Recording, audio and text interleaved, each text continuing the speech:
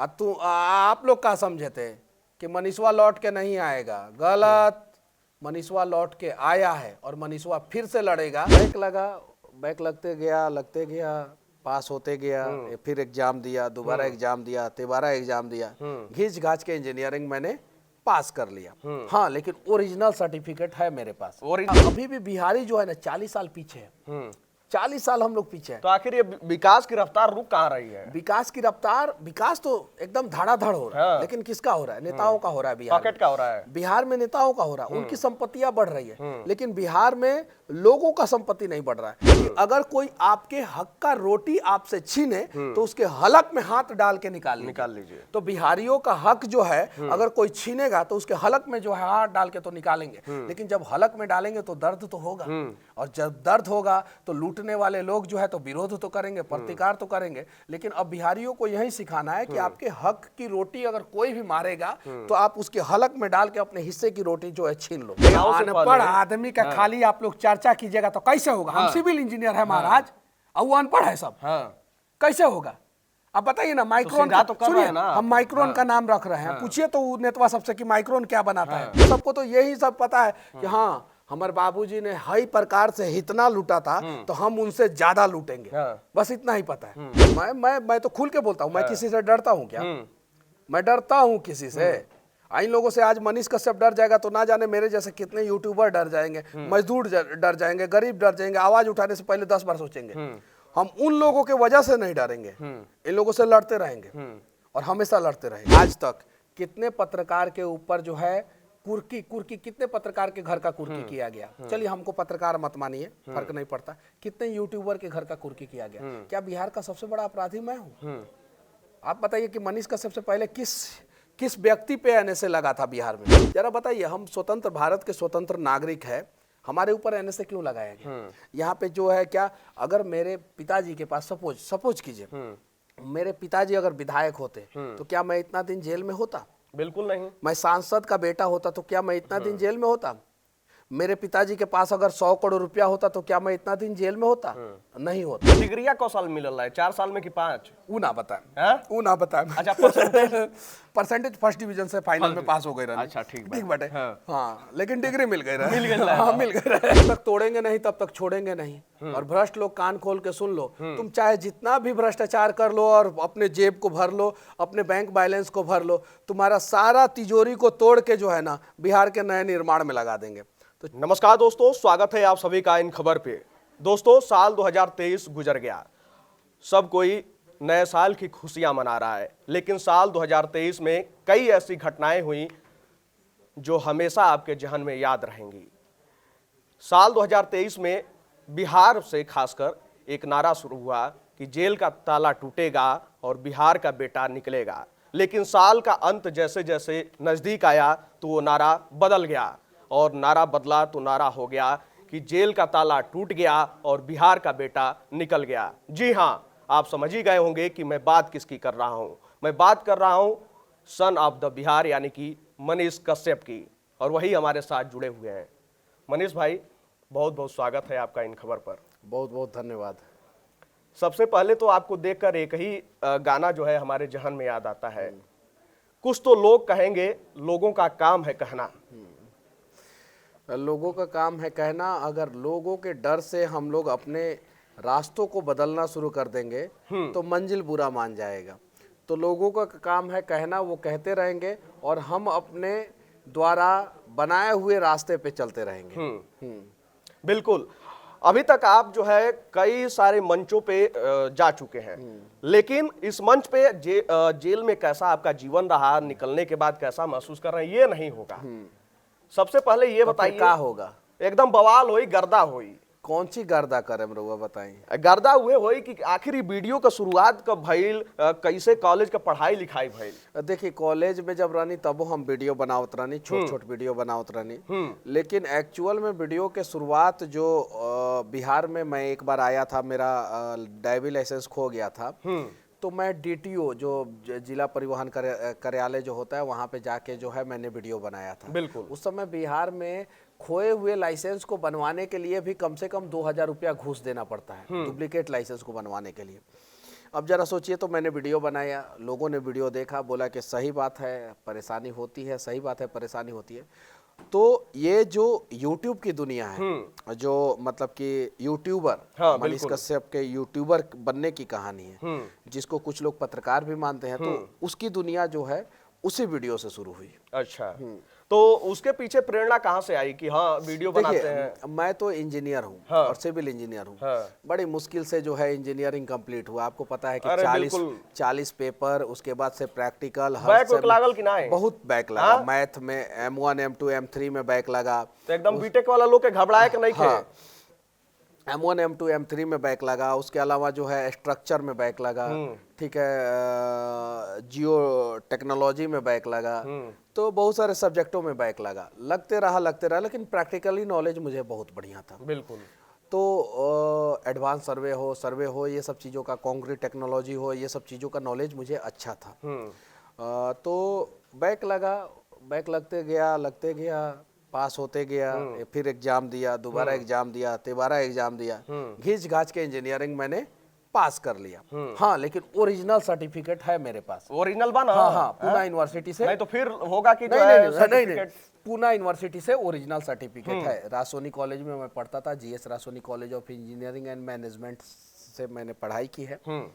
Original certificate है, पास हुआ। मुझे एक मेरे सर ने बोल दिया था कि मैं पीछे बैठा था, ऐसे ही हम लोग हंसी मजाक कर रहे थे, और वो सर्वे पढ़ा रहे थे। सर्वे जो है बहुत लाइट सब्जेक्ट होता है, जिसमें जो है रोड का सर्वे कैसे करते हैं, बिल्डिंग का सर्वे, बेंचमार्क क्या, ऑटो लेवल क्या होता है, कैसे डंपी लेवल का इस्तेमाल करते हैं, तो वो पढ़ा रहे थे। तो हम लोग पीछे बैठ के मजाक कर रहे थे, हंसी मजाक जो कॉलेज में अक्सर लोग करते हैं। तो उन्होंने बोला, मनीष खड़ा हो जाओ। खड़े हो गए। तो तुम्हारा प्लेसमेंट नहीं होगा, उन्होंने बोला। उस समय मेरे दिल पे लगा वो बात। और मैं अपने बैच में सबसे पहले अगर किसी का प्लेसमेंट हुआ तो वो मेरा प्लेसमेंट हुआ। वाह, सबसे पहले घिंच काच के इंजीनियरिंग पास किया, प्लेसमेंट हुआ, और बढ़िया इंजीनियर बना। प्रैक्टिकली नॉलेज था। बिहार आया, वीडियो बनाया, लोग वीडियो देखना शुरू किए, तो मुझे लगा कि ये शिक्षा का मतलब ये नहीं होता है कि अपना पेट पाल लो। अगर आप जानवर को भी शिक्षित कर देंगे तो वो भी अपना पेट पाल लेगा, वो भी अपने दम पे अपना पेट पाल देगा। शिक्षा का मतलब ये है कि अशिक्षित लोगों का मदद करो, जिन्हें परेशानियां हैं उनकी परेशानियों को दूर करो। और वहीं से शुरुआत हुआ एक कहानी की, एक नए दौर की, एक यूट्यूबर की, एक पत्रकार की, एक जेल जाने वाले पत्रकार की, एक वैसे पत्रकार की जिसका आजाद भारत में सिर्फ और सिर्फ इकलौता पत्रकार मनीष कश्यप है, या इकलौता यूट्यूबर मनीष कश्यप है पूरे आजाद भारत में जिसके घर की कुर्की हुई है। बिल्कुल। बाकी आप किसी भी यूट्यूबर को नहीं साबित कर सकते कि किसी यूट्यूबर के घर की कुर्की हुई है, किसी पत्रकार के घर की कुर्की है। तो इकलौता मैं वो व्यक्ति हूँ। बिल्कुल। तो वहां से ये सफर शुरू हुआ। हाँ। उसके बाद जो है यूट्यूब पे आना शुरू हुआ, धीरे धीरे जो है वो कारवां बढ़ता गया। लेकिन कहाँ पे, जब आप बोल रहे हैं कि हम पुणे गए, क्यों बिहार में क्यों नहीं? देखिए, बिहार में उस प्रकार का इंफ्रास्ट्रक्चर नहीं है। बिहार के लोगों के साथ मजाक कैसे किया जाता है, समझिए। जब मैं बिहार के पटना में एक कोचिंग संस्थान में पढ़ता था, तो उस समय पेपर में आता था कि बिहार में बिहटा, भागलपुर, पूर्णिया, रक्सौल एयरपोर्ट बनाएंगे। 4-5 गो एयरपोर्ट का नाम आता था। नेतवा सब जो है ना अंझड़ाइले बोलता था। जो जिला का नाम रख दो, हाँ एयरपोर्ट बना देंगे। एक इंटरनेशनल एयरपोर्ट नहीं है बिहार में। पटना जो एयरपोर्ट है वहां पे सबसे टफेस्ट लैंडिंग होता है। जो 180 सीट वाला प्लेन आता है वो इमरजेंसी ब्रेक पे उतरता है पटना में। जरा सोचिए, उसका रनवे तक सही नहीं है। हैदराबाद में जो एयरपोर्ट है, बेंगलुरु में जो एयरपोर्ट है, एक एयरपोर्ट के वजह से प्रत्यक्ष और अप्रत्यक्ष 2-2 लाख लोगों को रोजगार मिला है, 3-3 लाख लोगों को रोजगार मिला है। एक एयरपोर्ट नहीं है। अब देखिए कैसा एयरपोर्ट से भी बड़ा मजाक कैसा करता है सभी सब। कहता है सब 4 गो आईटी टाउन बनाएगा, आईटी शहर बनाएगा। कै गो? 4 गो। कै गो? 4 गो। अब बिहार के लोग खुश, हमारे नेताजी तो 4 गो आईटी शहर बनाएंगे। अब तो रोजगार ही रोजगार, एकदम चांद पर से एकदम रोजगार गिरेगा एकदम हमारे माथे पे टक। और हम जो है पट से जाके जो है किसी कंपनी में नौकरी करने लगेंगे। 4 गो बनाएगा सब। पूरे भारत में कै गो आईटी शहर है पता है उस नेता सबको? पूना, बेंगलुरु, हैदराबाद, बस 3। थोड़ा बहुत गुड़गांव में, ग्रेटर नोएडा में, थोड़ा बहुत चेन्नई में। अब जरा सोचिए पूरे देश में प्रॉपर आईटी शहर जो है वो 3 है अभी। थोड़ा बहुत और भी है, लेकिन 3 है।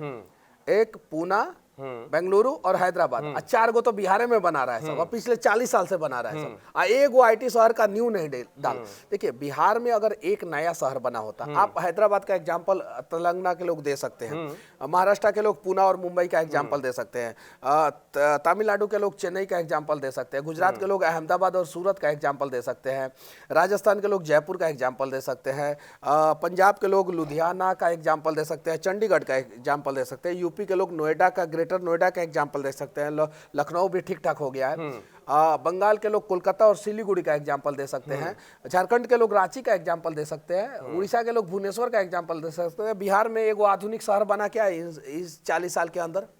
बताइए पटना की स्थिति क्या है? हम अभी भी बिहारी जो है ना 40 साल पीछे है, 40 साल हम लोग पीछे हैं। तो आखिर ये विकास की रफ्तार रुक कहाँ रही है? विकास की रफ्तार, विकास तो एकदम धड़ाधड़ हो रहा है, लेकिन किसका हो रहा है? नेताओं का हो रहा है बिहार पॉकेट का हो रहा है, बिहार में नेताओं का हो रहा है, उनकी संपत्तियां बढ़ रही है, लेकिन बिहार में लोगों का संपत्ति नहीं बढ़ रहा है। आप बताइए कि बिहार में जो लोग हैं उनका पर कैपिटा इनकम क्या है? आप बताइए कि बिहार में 1000 लोगों पे कितने लोगों के पास गाड़ी है? पूरे हिंदुस्तान में सबसे ज्यादा गाड़ी जो है पर 1000 पीपल सबसे ज्यादा गाड़ी जो है गोवा, महाराष्ट्र, पंजाब, हरियाणा और इन लोगों के पास है। सबसे कम पर 1000 अगर 1000 लोगों को देखा जाए तो उसमें सबसे कम गाड़ी जो है बिहार के लोगों के पास है। सिर्फ 44 लोगों के पास जो है 2 व्हीलर 4 व्हीलर होता है। अब जरा सोचिए, ये विकास का पैरामीटर नहीं है तो क्या आपके पास पैसा रहेगा तब तो आप 2 व्हीलर 4 व्हीलर खरीदेंगे? आपके पास नहीं रहेगा तो कहां से कर देंगे? तो जरा बताइए, इन आंकड़ों पे कोई बात ही नहीं करता। अब आंकड़ों पे आइए ना, बात कीजिए। मनीष कश्यप को बोलते थे आप लोग कि अपशब्द बोलता है, ये करता है, वो करता है। आइए ना, आंकड़ा दे दे के जो है ना आप लोगों का हालत खराब कर देंगे। इतना पढ़े लिखे तो जरूर है, और जिस भाषा में आप लोग समझिएगा उस भाषा में हम बात करेंगे। 3-4 गो भाषा हमको भी आता है, मराठी हम समझ जाते हैं, भोजपुरी हम बोल लेते हैं, हिंदी हम समझ जाते हैं, अंग्रेजी में थोड़ा बहुत बात, लेकिन वो भाषा अलग रहा जो ना वहीं ले बनत रहे, जो ना लहजा में कहल जात रहे। क्या दिक्कत है? अगर हम बिहार के हैं तो हमारे टोन में जो है भोजपुरी आ जाता है, बिहारी टोन आ जाता है, तो उसमें तो मुझे गर्व की बात है, मुझे तो कोई अफसोस नहीं। पंजाबी लोग कहीं भी जाते हैं तो उनका टोन तो छोड़ता नहीं है, यहाँ तक कि कनाडा भी चले जाते हैं तो वो लोग मतलब कि इंग्लिश भी बात करते हैं तो पंजाबी इंग्लिश बात करते हैं, हिंदी भी बात करते हैं तो पंजाबी हिंदी बात करते हैं। तो हम अगर हिंदी और इंग्लिश बात कर रहे हैं तो बिहारी टोन आ गया तो कोई गुनाह थोड़ी है।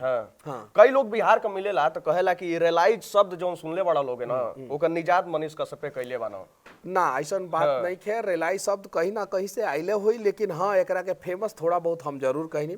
और रेलाई कोई गंदा शब्द नहीं है, रेलाई कोई गंदा शब्द नहीं है। रेलाई का मतलब ये है कि अगर आप गलती करेंगे तो आपका रेलाई होगा, अगर आप बिहार को लूटेंगे तो आपका रेलाई होगा। मतलब कि आपकी चीजों को दिखाया जाएगा, आपको एक्सपोज किया जाएगा। इंग्लिश में उसी चीज को एक्सपोज कहते हैं, ठीक है।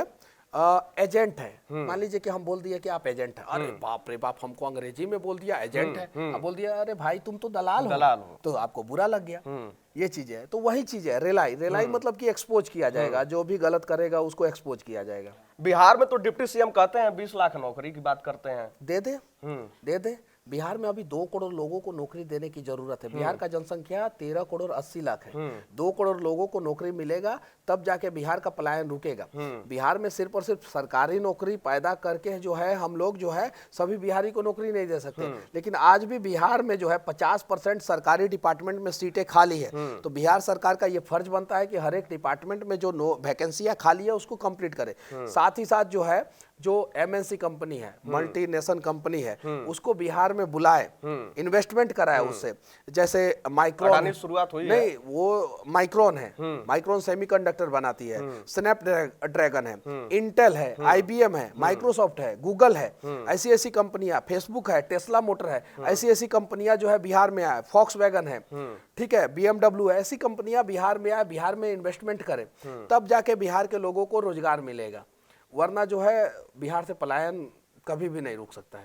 बिहार में एक यूनिवर्सिटी में आप जाके जो है एक वीडियो बनाए थे, सीनेट का बैठक हो रहा है। सीनेट में जो है यूनिवर्सिटी में जो है VIP लोग जो है सीनेट मेंबर रहते हैं, बहुत बड़े बड़े VIP लोग सीनेट मेंबर बनते हैं, वो लोग बैठक कर रहे थे। बैठक में अब क्या होता है बिहार में आपको पता ही है, 3 साल का कोर्स 6 साल में बिहार में कंप्लीट होता है। युवाओं के भविष्य को जो है यूनिवर्सिटी बर्बाद करके रख देता है, उनके सपनों को जो है गंगा जी में बहा देता है यूनिवर्सिटी। तो उसमें मैं गया, गार्ड से पूछा कि जा सकते हैं अंदर, कुछ सवाल करना है, गार्डवा रोक दिया, हम धक्का मारे गेटवा पे, भाग हट यहाँ से, हम जाएंगे पूछेंगे। हाँ। जाके घुस गए। अब जरा सोचिए, प्यार से बोले गार्ड से, गार्ड बोला कि नहीं जा सकते, धक्का मारे घुस गए। जैसे राम जी प्यार से विनती कर रहे थे समंदर से कि ये समंदर देवता रास्ता दे दीजिए ना, हमको श्रीलंका पे चढ़ाई करना है, रावण का वध करना है। रावण जो अत्याचारी है, अत्याचारी का वध करने के लिए राम जो है रास्ता मांग रहे थे, अत्याचारी का वध करने के लिए। समंदर बोल रहा था कि हम तो तोरा के रास्ता ना देबो, एकदम ना देबो। राम बोले कि गयो 3 दिन वे तो भय भी होत न प्रीत, और निकाले अपना बाण, और जब ताने समंदर पे कि इसको सुखाई देते तो समंदर डर के मारे रास्ता दे दिया। वही हुआ। जब गार्ड से पूछे कि जाना है, मुझे नहीं जाने दिया, धक्का मारा, गया, वीडियो बनाया। देखिए उस वीडियो को आप अच्छा कहे या बुरा फर्क नहीं पड़ता। उस वीडियो बाद ट्रोल भी लोग किए, नहीं, कुछ लोगों ने ट्रोल किया उसे, लेकिन उस वीडियो का असर ये हुआ कि बिहार में जब नए राज्यपाल राजेंद्र विश्वनाथ आलेकर जी आए, तो वो सबसे पहले यूनिवर्सिटी के वीसीओ पे कार्रवाई की है, जिसमें छपरा जो जेपी यूनिवर्सिटी है ना, जिसमें मैं वीडियो बनाया था, उसके भी वीसी पे कार्रवाई हुआ, उसके भी वीसी पे कार्रवाई हुआ। और जो 30 साल से बिहार में ग्रेजुएशन का कोर्स जो है लेट चल रहा था, 30 साल से, पिछले 30 साल से लेट चल रहा है, पता कीजिएगा, किसी बिहारी छात्र को फोन करके पता कीजिएगा, वो इस साल टाइमली होना शुरू हो गया इस साल। तो जरा सोचिए, मनीष कश्यप का एक गलत तरीका ना जाने बिहार के कितने छात्रों का भविष्य बचा लिया। लेकिन उसे आपके नजर में गलत हो सकता, मैं अपने नजर में गलत नहीं मान सकता। प्रेमचंद्र जी कहे थे, उनकी लाइन थी कि अगर कोई आपके हक का रोटी नहीं दे, ये किसने कहा था? प्रेमचंद ने कहा था कि अगर कोई आपके हक का रोटी आपसे छीने तो उसके हलक में हाथ डाल के निकाल लीजिए। तो बिहारियों का हक जो है अगर कोई छीनेगा तो उसके हलक में जो है हाथ डाल के तो निकालेंगे, लेकिन जब हलक में डालेंगे तो दर्द तो होगा, और जब दर्द होगा तो लूटने वाले लोग जो है तो विरोध तो करेंगे, प्रतिकार तो करेंगे। लेकिन अब बिहारियों को यही सिखाना है कि आपके हक की रोटी अगर कोई भी मारेगा तो आप उसके हलक में डाल के अपने हिस्से की रोटी जो है छीन लो। तो यही सब दर्द भय जो है उधर चुभने लगा क्या है? शायद यही हुआ, तभी तो जो है। अच्छा ये बताइए, चलिए ठीक है, मनीष कश्यप जो है गलत तरीके से वीडियो बनाता था, पैसा कमाने के लिए यूट्यूब पे वीडियो बनाता था। आप लोगों का भी चैनल चलता है, प्रॉफिट में नहीं रहेगा तो सैलरी स्टाफ को कैसे दिया जाएगा?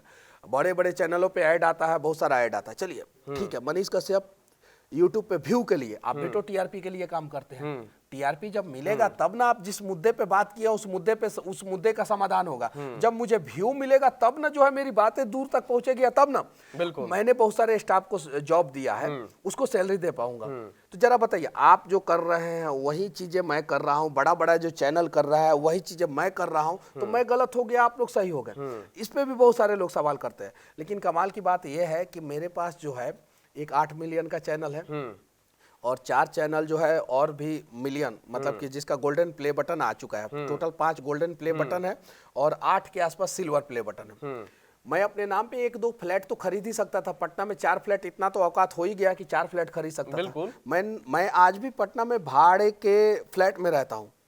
मेरे पास जितना पैसा आया मैं उसका 30% जो है गरीबों में डोनेट कर दिया शुरू से ही। आज भी मेरा गांव का जो घर है वो खपड़े का है। बेतिया में एक छोटा सा घर है जो सिर्फ और सिर्फ 6 धुर में है, वो भी मेरे पापा ने बनवाया है, मैंने नहीं बनवाया, उसमें 1 रुपया मैंने नहीं दिया। इस मुकाम पे पहुंचने के बाद इतना तो पैसा मेरे पास होना चाहिए था कि एक अपना घर कम से कम दिल्ली में और एक अपना फ्लैट जो है कम से कम पटना में होना चाहिए था।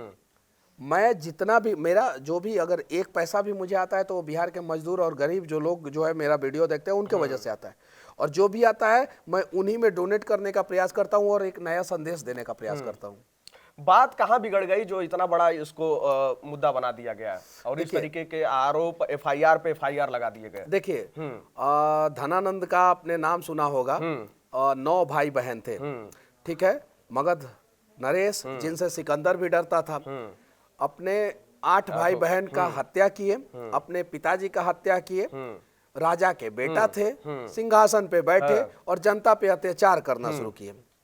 चाणक्य धनानंद के अत्याचार को देखे और लगा कि नहीं, यहाँ पे किसी ऐसे व्यक्ति को आगे लेके आना होगा जो जनता की समस्याओं को समझ सके। और एक गरीब जो गाय को चराने वाला व्यक्ति था चंद्रगुप्त मौर्य, उसको जो है धनानंद से लड़ा दिए। बिल्कुल, धनानंद हार गए और समृद्ध बिहार मगध साम्राज्य बड़ा सा साम्राज्य बना, जिससे सिकंदर भी डरता था। और सिकंदर के जो सेनापति थे, उसने सेनापति की बेटी से शादी जो है चंद्रगुप्त मौर्य का हुआ था, ताकि जो है चंद्रगुप्त मौर्य जो है वो यूनान पे चढ़ाई ना करे। सेम कहानी यहीं पे यहाँ पे भी है। एक राजा का बेटा सोचता है कि हम ही राजा बनेंगे, हम ही राजा बनेंगे, दूसरे किसी को हम राजा नहीं बनने देंगे, हम ही मुख्यमंत्री बनेंगे। और संजोग से मीडिया वाले चर्चा भी करते हैं कि मुख्यमंत्री का बेटा, उसी को औकात है, वही मुख्यमंत्री बनेगा। और पूछते भी हैं कौन बनेगा मुख्यमंत्री, 4 गो ऑप्शन देते हैं, चारों जो है राजा का बेटवे रहता है सब, एको गरीब का बेटा को ऑप्शन नहीं देते। और क्या कहते हैं कि ई बनेगा, नहीं तो ई बनेगा, नहीं तो ई बनेगा, नहीं तो ई बनेगा। काहे भाई, कोई गरीब का बेटा काहे नहीं बनेगा? और जब तक गरीब का बेटा जो है वहां पे नहीं पहुंचेगा, वो दर्द को कैसे जानेगा? हमारे बाबूजी ने कितना छेद वाला अंडरवियर पहन के जो है हमें पढ़ाया है, कितना छेद वाला गंजी पहन के हमें पढ़ाया है। उनके कंधे पे जो है जो गमछा, जो रुमाल है, वो कितना गंदा है, कितना फटा हुआ है। और उसके बावजूद जो है पैसा कमा के जो है हमारे शिक्षा के लिए भेजे हैं। मैं अपनी बातें नहीं कर रहा हूँ, वो दर्द क्या एक मुख्यमंत्री का बेटा समझ सकता है? बिल्कुल नहीं समझ सकता है। क्या बाढ़ में जब लोग डूब जाते हैं और छानी पे बैठते हैं, एक गर्भवती महिला जो है वो जो है केला समझते हैं, केला का थम जो होता है उसको काट के जो है उसको लेके जाया जाता है इस पार से उस पार, और बाहर जाती है। और एक महिला जो है जिसके छोटे छोटे बच्चे होते हैं और उसके पास खाने के लिए कुछ नहीं होता है, वो अपना दूध पिलाती है और उस महिला का दूध तक सूख गया होता है। इस दर्द को क्या एक मुख्यमंत्री का बेटा समझ पाएगा? नहीं समझ पाएगा। तो इस दर्द पे अब बात होना चाहिए और इस दर्द का निवारण होना चाहिए। और यही तो दर्द है हम बिहारियों का। क्या मिला हमें? हमने कौन से शहर में हमने काम नहीं किया, कौन से शहर को हमने नहीं बनाया, कौन से राज्य को हमने नहीं बनाया। जब बॉर्डर पे गोली खाने की बारी आई तो बिहारी भी अपना सीना 56 इंच का लेके खड़ा रहा वहां पे कि अरे यार हम भी देश की सुरक्षा करेंगे। गलवान घाटी में बिहार रेजिमेंट ने कितना कमाल का काम किया था और चाइनीज सेना को जो है दौड़ा दौड़ा के मारा था। आपको पता है चाइना ने इतना साजिश किया था और वो डंडे में जो है के आगे जो है तार का लपेट के लेके आए थे और बिहारी जो है खड़ा कर दिए थे कि हम मारेंगे चाइनीज को यहाँ पे और कुचल के यहाँ से भगाएंगे। वहां पे भी हम खड़े रहते हैं, हर जगह हम खड़े रहते हैं। हमें बस हमें सम्मान चाहिए, हमें हमारा हक चाहिए, हमारे बारे में भी कोई बातें करे, हमारा भी दर्द दिखाए, हमारे भी दर्द में कोई खड़ा रहे।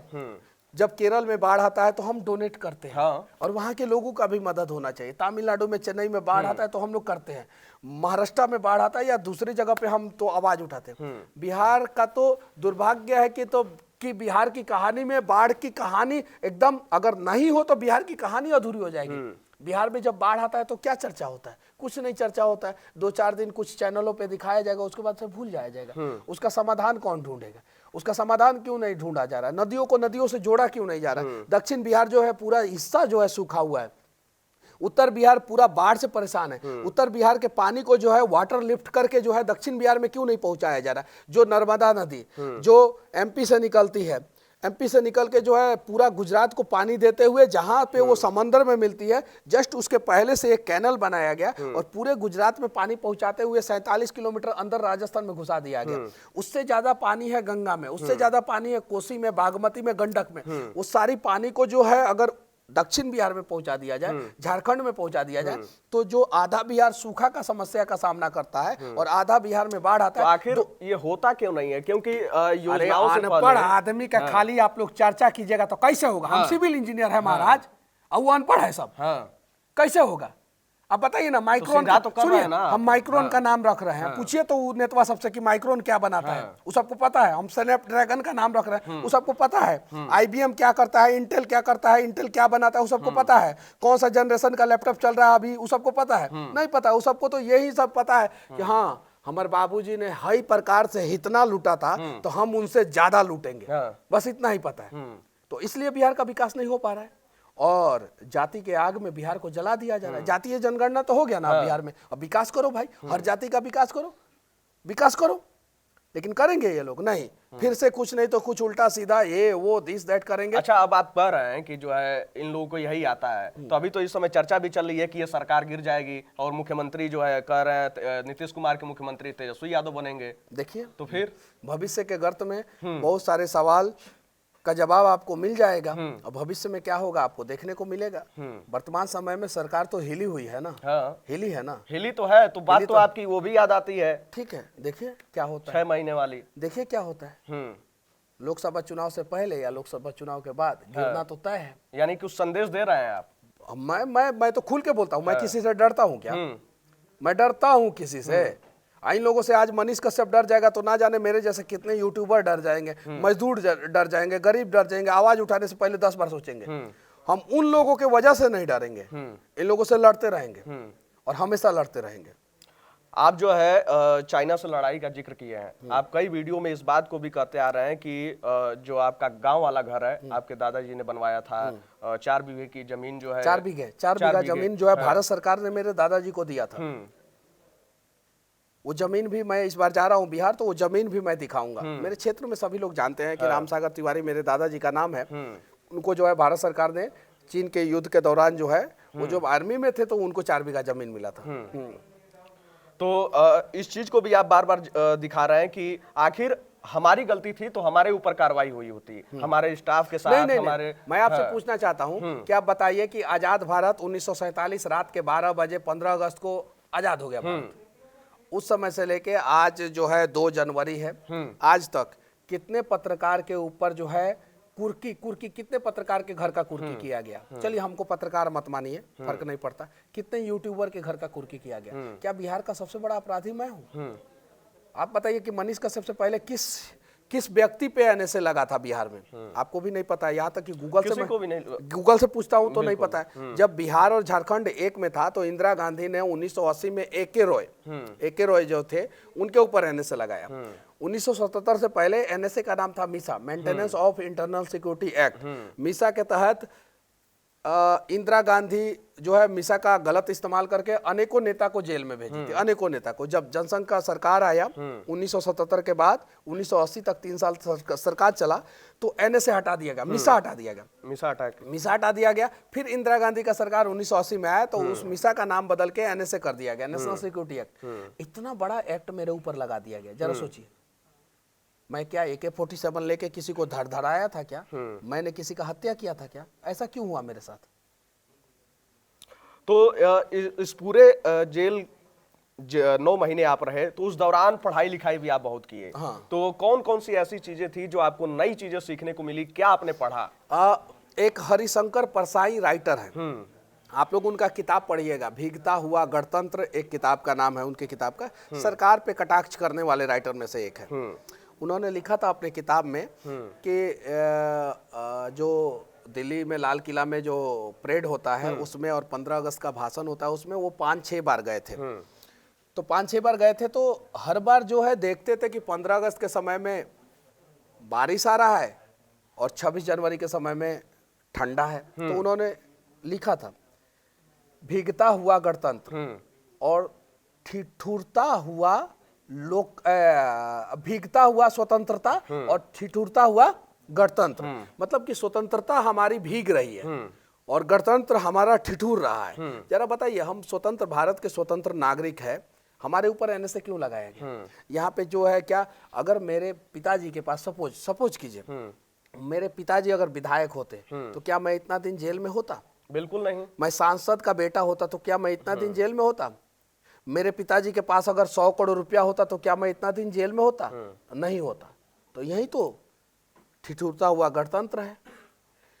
अभी आजाद भारत है और आजादी के साथ आप हर जगह जाके आवाज उठा सकते हैं, लेकिन आजाद भारत में अगर बिहार राज्य में आप जाके आप आवाज उठाते हैं तो वहां पे जो है आपको गुलाम बनाने का जरूर प्रयास किया जाएगा। तो आजाद भारत का आजाद राज्य बिहार के लोग आज गुलाम हैं, उनकी गुलामी की जंजीरों को आखिर कौन तोड़ेगा? तो मैं हरिशंकर परसाई की किताबों को पढ़ता था, प्रेमचंद की किताबों को पढ़ता था, अटल बिहारी वाजपेयी की कविता को पढ़ता था, उनकी जीवनी को पढ़ता था, रामधारी से दिनकर का जो रश्मि रथी है उसको पढ़ता था। तो रश्मि रथी में उन्होंने जात के ऊपर बहुत सारी चीज़ें लिखा है। जो कर्ण को जो मौका मिलना चाहिए था वो कर्ण को मौका नहीं मिला। रश्मि रथी उनका बहुत फेमस किताब है। तो ये सारी किताबों को पढ़ता था, अखबार और टीवी देखता था। बात जात की किए हैं तो आपने जब ये कहा कि श्री कृष्ण के वंशज, तो उसके बाद ट्रोलर्स तो आप जान ही रहे हैं कि एकदम बौछार मचा देते हैं। महामंद महामूर्ख जो लोग रहेंगे ना वही सब ये कहेंगे भगवान का वंशज तो हम सब है। हाँ। भाई भगवान ने हमें पैदा किया है। भगवान, अब भगवान किसी जाति के थोड़ी होते हैं। क्या राम सिर्फ राजपूत थे? अब बताइए, राम सिर्फ राजपूत थे क्या? राम का कोई जाति नहीं है। क्या श्री कृष्ण का कोई जाति है क्या? नहीं, हम लोग उनके वंशज है। क्यों नहीं हो सकते? अगर भगवान ने, मैं आस्तिक आदमी हूं, मुझे भगवान में भरोसा है, आपको नहीं है तो आप ये सब सवाल कर सकते हैं। तो ट्रोलर्स का काम है ट्रोल करना, उससे फर्क नहीं पड़ता है। हम भगवान के वंशज हैं, हम श्री कृष्ण के वंशज हैं, हम राम के वंशज हैं, हम महादेव के वंशज हैं। क्यों नहीं हो सकते? बिल्कुल हो सकते हैं। इसी चीज को तो दूर करना है, यही चीज तो समझाना है। यहाँ पे तो भगवान को भी जाति में बांट के जो है, अलग अलग जाति के लोगों ने उस पर कॉपीराइट ले लिया है कि मेरा ट्रेडमार्क लाइसेंस है, मैं रजिस्ट्रेशन करा लिया हूँ, ये भगवान मेरे। अरे सरकार भी तो वही कर रही है, जातिगत जनगणना करा के। अजीब मूर्खता है ये। अब बताइए, मैं श्री कृष्ण को मानता हूँ, श्री कृष्ण मेरे आराध्य हैं, तो क्या मैं गुनाह कर रहा हूँ? ये सब देखिए, ये मूर्खता वाला काम है। और मैं जानता हूं कि मैं कुछ ऐसा बोलूंगा तो ये मूर्ख लोग जो है आके बेवजह विवाद करेंगे। और इसी वजह से गूगल पे सर्च मारिएगा, 1 नंबर पे नाम है मेरा, सर्च मार के देख लीजिए। जब से जेल से निकले हैं ना, तब से पूरे भारत में 1 नंबर पे मेरा गूगल पे नाम है, सर्च मार के देख लीजिएगा। जेल से निकलने की बात किए हैं और बार बार इस बात का जिक्र कर रहे हैं कि राजा का बेटा ही राजा नहीं बनेगा, तो यही संदेश देने के लिए आप सबसे पहले दशरथ मांझी के गांव गए थे। हाँ बिल्कुल। 20-22 साल तक वो पहाड़ तोड़ते रहे। सब लोग देखता रहा कि ये आदमी पहाड़ तोड़ रहा है। क्यों तोड़ रहा है भाई? उस पहाड़ को तोड़ के पत्थर बेचता था क्या दशरथ मांझी? बिल्कुल नहीं। उसका एक सपना था कि इस पहाड़ को तोड़ के जो है हम रास्ता बनाएंगे, जिससे हमारा गांव जो है हमारे ब्लॉक से और अस्पताल से जो है कनेक्ट हो जाएगा। क्यों? क्योंकि उनकी पत्नी का इलाज सही समय पे नहीं हो पाया था, वो मर गई थी। और वो अपनी पत्नी से बहुत प्यार करते थे, तो बेहद प्यार था उनको। और इस वजह से पत्नी मर गई तो उन्होंने पहाड़ तोड़ना शुरू किया। सब लोग देख रहे थे, हंसी मजाक, सब पागल समझ रहे थे। जब रास्ता बन गया तो 20 साल तक दशरथ मांझी जो पहाड़ तोड़ रहे थे, उनके समस्या को सरकार जब नहीं देख पाया तो 9 महीना मनीष कश्यप जेल में रहा। इसके समस्या को कैसे देखेगा? तो मैं इसलिए वहां गया था कि दुनिया देखे कि यही बिहार है जहाँ पे एक व्यक्ति ने पहाड़ तोड़ दिया था और लगातार प्रयास किया था। तो जितने युवा हैं जो थक जाते हैं, कोटा में पढ़ने वाले बहुत सारे बच्चे जो है आत्महत्या करने पे उतारू हो जाते हैं। जरा सोचिए, मेरा मैथ में M1 जो है उसमें 3 बार फेल हुआ था मैं, 3 बार। अगर मैं आत्महत्या कर लेता तो क्या आज मैं आप लोगों के सामने एक यूट्यूबर के रूप में बैठा रहता क्या? नहीं, मैं नहीं डरा। मैं थोड़ा सा टेंशन होता था, लेकिन मैं फिर से एग्जाम दिया। M2 में भी 2 बार मेरा क्रॉस लगा। डिग्रिया कौ साल मिलल है? 4 साल में कि 5? वो ना बताएं। अच्छा, परसेंटेज फर्स्ट डिवीजन से फाइनल में पास हो गए। अच्छा, ठीक बटे। हाँ, लेकिन डिग्री मिल गई मिल गई। काहे कि हमरो M1 M3 रहे, बस इजा गड़बड़ा गए, M2 ना रहे। मतलब M1 M3 डिग्रिया ले रहे के। तो इसके बाद जो है आप शहीद चंदन सिंह के यहाँ गए और उनके भाई ने ये बहुत बड़ा आरोप लगाया कि बिहार सरकार के मुख्यमंत्री हो या डिप्टी सीएम हो, न किसी ने कुछ ट्वीट किया, आपका चैनल बहुत बड़ा है। आपका चैनल बहुत बड़ा है। मैं आपके चैनल के लोगों से विनती करना चाहता हूँ कि मैंने अपने जीवन में शहीद चंदन सिंह जो एक शहीद है, उनके परिवार की जो स्थिति है, इतना दयनीय स्थिति किसी शहीद परिवार का नहीं देखा। जो आर्मी का जवान हो, जिसके परिवार की स्थिति इतनी दयनीय है, इतनी दयनीय है, एक बार आप वहां पे जाइए, आपके चैनल के माइक को वहां पे पहुंचाइए और उस परिवार की स्थिति दिखाइए। जरा सोचिए, एक सेना का जवान जो है बॉर्डर पे जब सुरक्षा करता है और कहता है कि देश के लोग तुम आराम से शांति से सो जाओ, मेरा सीना है ना, कोई अगर गोली आएगा तो मैं खा लूंगा, लेकिन तुम लोगों को के ऊपर आंच नहीं आने दूंगा। वो इस उम्मीद से कहता है कि अगर किसी दिन मैं शहीद हो गया देश की सुरक्षा के दौरान तो मेरे परिवार को मेरे देश के लोग बचा लेंगे। आज हम लोगों का दायित्व बनता है, कर्तव्य बनता है कि वो शहीद चंदन, नई शादी हुई है, बच्चे भी नहीं हुए हैं, 1 साल या 1.5 साल हुआ शादी हुए।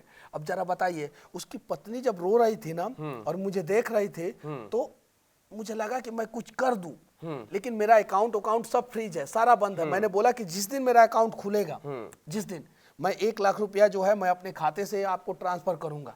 लेकिन सिर्फ 1 लाख रुपया नहीं, अगर हम लोग 1-1 रुपया मदद कर दे उसके परिवार को, तो शायद जो है उसका परिवार जो है एक अच्छे घर में रह सकता है, एक पक्के का मकान में रह सकता है। एक मैं कहता हूं कि मेरा खपड़े का घर है, मिट्टी का घर है। अरे मेरे घर से भी दयनीय स्थिति हो उन लोगों की। मैं देखा तो एकदम भौचक रह गया कि एक शहीद का घर ऐसे कैसे हो सकता है। और इस देश में तो ऐसा नहीं होना चाहिए। इस देश में तो बहुत सारे देशभक्त लोग हैं, बहुत सारे राष्ट्रवादी हैं, बहुत सारे अच्छे राष्ट्रवादी न्यूज चैनल है, वो सभी लोग मदद करेंगे। और अगर सभी लोग थोड़ा थोड़ा मदद कर दें तो मैं दावे के साथ कहता हूं कि शहीद चंदन सिंह अब हम लोगों के बीच में तो नहीं है, लेकिन वो जहां भी रहेंगे वहां से ये बात जरूर कहेंगे कि मैंने देश का सेवा किया, देश के लोगों ने मेरे परिवार का सेवा किया। उनके परिवार को आप आंखों से देखे तो आपका मन कचोटने लगा, लेकिन जब आप जेल के अंदर थे तो बिहार में कई ऐसी घटनाएं हुई, चाहे वो पुल का गिरना हो, चाहे ऐसे ही जो है हत्याएं हो। तो जब इन घटनाओं के बारे में जेल में सुनते थे तो क्या उस समय अनुभव करते थे आप, क्या मन में आता था? देखिए, मन में तो बहुत कुछ आता था कि करने का, लेकिन मैं सलाखों के पीछे कैद था तो मैं कर भी क्या सकता था। मैं जब बाहर निकला तो फिर मैं अपने काम में लग गया, और बाकी सारे सवालों का जवाब जो है अगले वीडियो में देंगे। बिल्कुल, अगली वीडियो में तो आप देंगे ही। मैं दो सवालों के साथ खत्म करूंगा। लोग ये भी कह रहे हैं कि ये जो है बीजेपी की तरफ इनका झुकाव ज्यादा हो गया। जब 5000 वीडियो बनाया हूँ यूट्यूब पे, उसमें 4000 वीडियो जो है बीजेपी शासित प्रदेशों में घूम घूम के बनाया। बीजेपी शासित मुख्यमंत्रियों से सवाल किया। लोग बोलते हैं योगी आदित्यनाथ बहुत कड़क मुख्यमंत्री हैं। मैं उनके गोरखपुर में दीनदयाल उपाध्याय यूनिवर्सिटी जो है वहां पे गेट पे सामने खड़ा होकर वीडियो बनाया, सवाल किया, और दीनदयाल उपाध्याय यूनिवर्सिटी में कमाल की बात है सुधार हुआ। मैंने वीडियो बनाया और सुधार हुआ।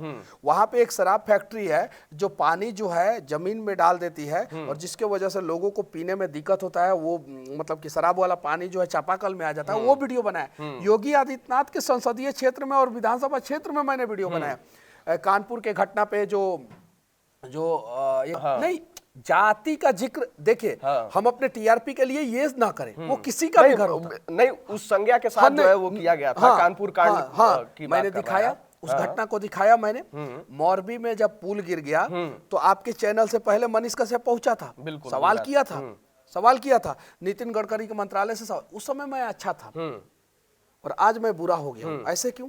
मैं आज भी जो है यूपी में जाऊंगा सवाल करूंगा, आज भी जो है हरियाणा में जाऊंगा सवाल करूंगा, निष्पक्ष तरीके से सवाल करूंगा। तो मनीष कश्यप अब किस अंदाज में दिखने वाले हैं? उसी माइक वाले अंदाज में या फिर कुछ राजनीतिक वाले अंदाज में? नहीं, बदलाव तो देखने को मिलेगा। बदलाव मिलेगा, एकदम बिल्कुल मिलेगा। किस रूप में? अब इसके लिए अगले वीडियो को रखते हैं। बिहार के लिए आखिरी संदेश इस वीडियो के माध्यम से। जब तक तोड़ेंगे नहीं तब तक छोड़ेंगे नहीं। और भ्रष्ट लोग कान खोल के सुन लो, तुम चाहे जितना भी भ्रष्टाचार कर लो और अपने जेब को भर लो, अपने बैंक बैलेंस को भर लो, तुम्हारा सारा तिजोरी को तोड़ के जो है ना बिहार के नए निर्माण में लगा देंगे। तो चलो शुरुआत करते हैं। आप लोग क्या समझे थे कि मनीषवा लौट के नहीं आएगा? गलत। मनीषवा लौट के आया है और मनीषवा फिर से लड़ेगा। और फिर से कह देना चाहता हूं कि जब तक भ्रष्टाचारियों को तोड़ेंगे नहीं तब तक छोड़ेंगे नहीं। चलिए, तो मनीष भाई जो है जेल से लौट भी आए हैं और उसी बेबाकी अंदाज से अभी भी बोल रहे हैं जिस बेबाकी अंदाज से बोल रहे थे, और इनका कहना है कि आगे बोलते भी रहेंगे। तो जुड़े रहिए, देखते रहिए इन खबर, तमाम ऐसी खबरों के लिए। और मनीष कश्यप भाई बहुत बहुत धन्यवाद जो आप यहाँ आए, और बहुत बहुत शुभकामनाएं आपको कि जो है इस नए साल में इतनी खुशियां लेकर आए हैं कि आप जो है इस तरीके से हम लोगों के सामने आए।